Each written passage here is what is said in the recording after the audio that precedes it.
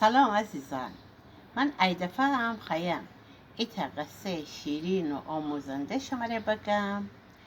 نام قصه ایست خرگوش باهوش. ایتا جنگل سرسبز و قشنگ میانی ایتا خرگوش باهوش و زرنگ زندگی کدی. او جنگل میانی ایتا گرگ پیر و ایتا روباه و بجز هم زندگی کدیدی. همیشه نقشه کشیدی که خرگوش شکار بکنید، اما هیچ وقت موفق نبستید اونه بگیرید و بخورید.